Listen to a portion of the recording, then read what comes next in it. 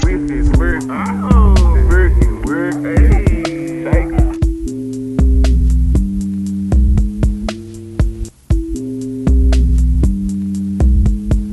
Nothing without intention. Do nothing without intention.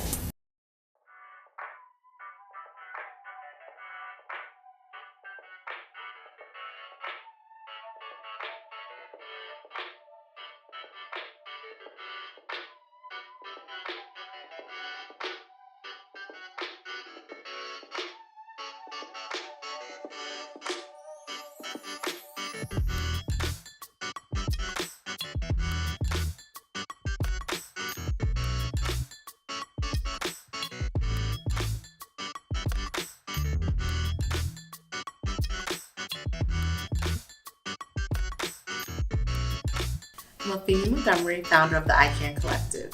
My name is Lovely Brack, From Our Heart Chicago founder. And I'm Candace Williams from Our Heart Chicago co-founder. My name is Brittany Applegate, and I'm the founder of Brand Chicago. I'm Brittany Robbins, founder and CEO of the Gray Matter Experience. My name is Tony Nichelle Robinson, and I am the owner and founder of Children's First Learning Academy. My name is Brianna Holcomb, and I am the editor for BlackDoctor.org.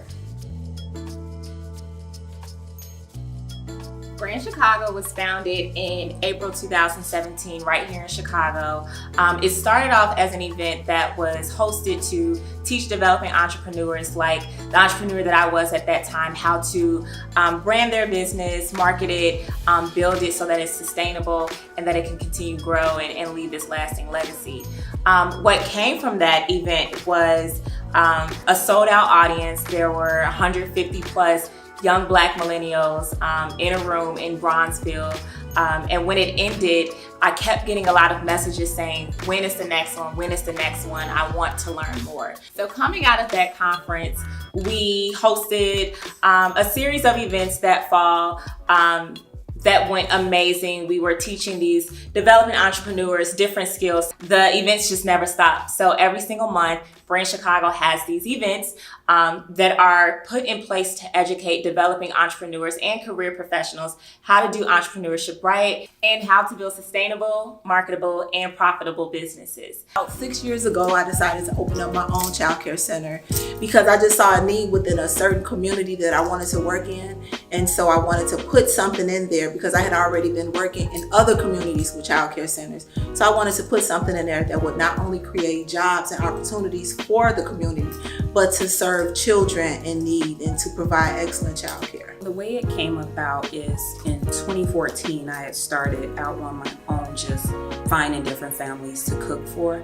And when 2016 rolled around, I was literally online on, I think, Instagram or something, and a video popped up and I seen someone passing a homeless person his leftover plate. And it was like right before Thanksgiving. So I called Candace and I was like, I need you to cook for me. So it literally rolled from that. So that's how we kind of just went into it and was like, okay, in order for us to continue to do this, one, City of Chicago is not going to continue to let us collect money without being legally, a 501c3. So why not go ahead and turn into a business so we can continue to do what we care and love so much. So that's how it became about with us being a founder and co-founder. The Gray Matter Experience is a nonprofit that works with Black and Brown high school students to expose them to entrepreneurship and allow them the opportunity to create businesses that impact South and West Side communities. We started in 2016 with a pilot program where we worked with 15 students, and the whole goal was to bring together a group of students that really didn't know how they wanted to engage in their life but wanted more access and opportunities with a group of young Black professionals who were looking for more meaningful ways to give back and really allow these students a chance to see these mentors in a role that they were interested in. So we ran, at that point, it was a 9-week program where every time the students met, they would meet a new Black or Brown founder and learn a new business concept, and over the course of the program work in teams to build businesses that impact South and West Side communities. At the end of the program, we do a pitch competition and give students the opportunity to get feedback from a panel of judges and really see how they can develop the business out to make it a real thing. We then invest in those same companies, and so students get a stipend for participating in the program in which they can use towards a a college scholarship, towards a paid internship with a startup in our network, or they can pool their funds together and launch the business they've been working on. So for students who choose that route, we put them through a summer incubator, get them connected to the people, places, and things that they need, and actually fully invest and launch their businesses. So we've been doing this for going into our third year. We've launched 5 businesses to date and start our third cohort this spring, and are really excited about making this entrepreneurship journey a reality for more teens across the city. So I started the iCan Collective because I wanted to create a space for people who want to create, launch, and scale viable businesses. So I was starting a healthcare consulting firm, and I realized that I needed more help. I needed more access to information, more mentorship. And so I created my own thing. I created a space that I felt things were missing in, so I wanted to create that for other people. So I started the iCan Collective. The idea came about in 2016, and our first event was June 2017. So my target audience is people of color and women. I feel like those are underrepresented groups in entrepreneurship, in areas of tech, and in corporate leadership. And I think it's so important that we have a platform for people of color and for women and diverse groups to have the ability to have access and resources and information to lead to us all leveling up and being able to build with each other and create spaces for each other. Well, I have always been a heavy lady. So after losing over 100 pounds, I finally decided to create a space for women that I felt like was similar to myself. I've been working out for 7-8 years and I'm not skinny. So I eventually thought like maybe it's not meant for me to be. So in the body that I'm housed in, what can I do? You know, so I created a space for women like me. So the program caters to women over 200 pounds. Of course, I don't turn anybody away, but I do cater to women that's 200 pounds and up. BlackDoctor.org is an online publication dedicated to giving the Black community the tools they need to live their best life. So the way that we empower our readers is by providing them information on any and everything, whether it's hardcore health conditions or skincare, relationships, beauty, even travel.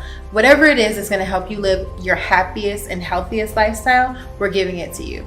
As editor, I'm in charge of all the content that goes through the site, anything you see on social media, and also getting interviews with the top experts in all of the industries. So we're always giving you up-to-date information that's culturally relevant that you can use right away. I got started with BlackDoctor.org a little over a year ago because it merges 2 of my biggest passions, which are people and writing.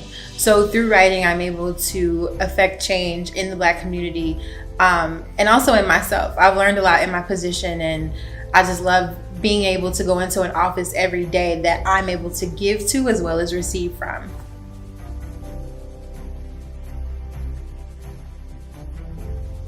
Another very rewarding part is just the community. Like, everyone who shows up is kind of like a family reunion at this point, because people have met people that they've started businesses with. My brother, he has a real estate company. He just actually afforded a young gentleman the opportunity to quit his job and to come work for his real estate company because he met him at a Brand Chicago event about preparing to leave corporate America to start your own business.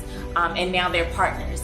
And so I just love to see the fruit that has pretty much grown from this idea of wanting to provide this community for Black and brown development entrepreneurs, and then to just see what has grown from it has been extremely fulfilling. I went to school downtown Chicago for 4 years, and directly next to my high school was a homeless shelter. So I literally had to walk past them every day just to go into school.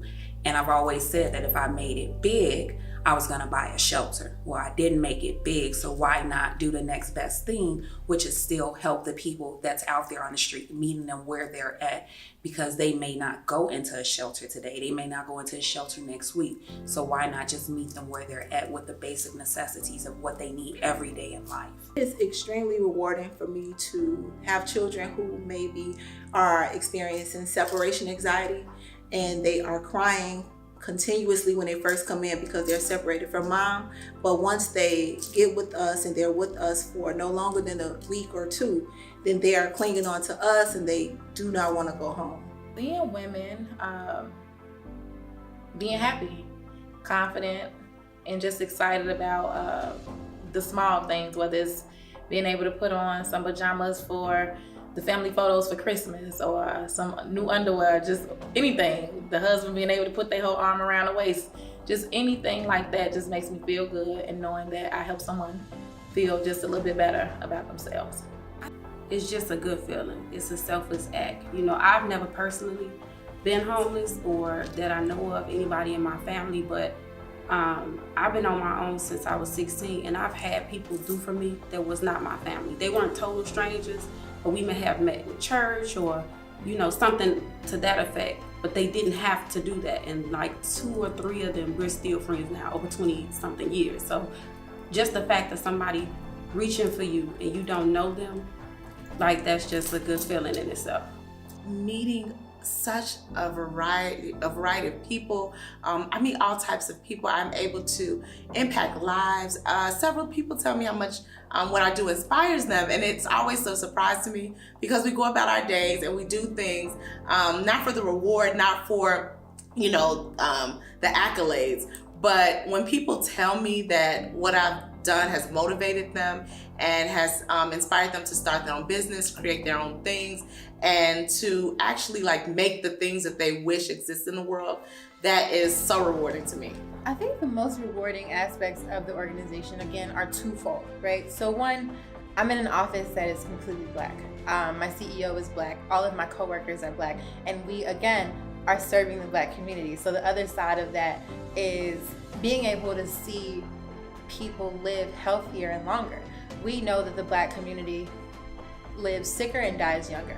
But since blackdoctor.org was founded, those rates have decreased significantly, and we can't help but think that we have something to do with that. I think for me, probably the most rewarding aspect is really opening up doors and opening up opportunities for these students. A lot of times the students we work with have not really been outside of or seen anything much outside of their communities. And so being able to give them access to and show them what's happening in and around the city of Chicago, introduce them to people who look like them that are thriving and surviving, and really giving them an opportunity to kind of see themselves in those positions has been the most rewarding thing for me, because it really kind of opens up their sights to see like what's possible for them, and also give them direct access to these places, people, and things that they need to be successful. It is such an honor to be an honoree this year. I think it's so important this is happening during Women's History Month. I think that's amazing. People are now, it's now clicking, you know, people see the work, people see what we're trying to do, they see the vision. It's not just me waking up and bothering Candace, because I kid you not, my mind rolls 24/7 and I'm always coming up with ideas. So it's like everybody is getting the vision. So it's definitely very humbling. It's definitely appreciative. We definitely appreciate it. It's great to be recognized for the work that you do, especially when you don't do the work for public recognition, but you do it for service, because that's who you are. And so I feel that I'm a servant first. So if I never get an award, if I never get recognized, that does not matter. But I am extremely grateful for the CMS team, the Color Me Social team, for allowing women in business to be recognized for the different sectors in which they serve. I think what they're doing is really cool, and just that you honor women of color in the community. It's just a cool thing. We need that. We need the support, and it's just really encouraging. So I'm excited. I was surprised to have received the email, but I'm really looking forward to the gala.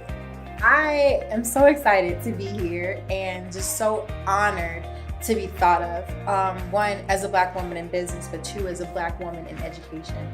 Thrilled about being an honoree at the gala this year. I honestly, before the nomination, was not even aware of the great work that was happening with the organization. So I'm super excited about meeting the people that are going to be there, getting access to a new network of people who are all trying to push the needle forward in their various industries, and really just having a great time, seeing people that look like me dressed up and having a great time.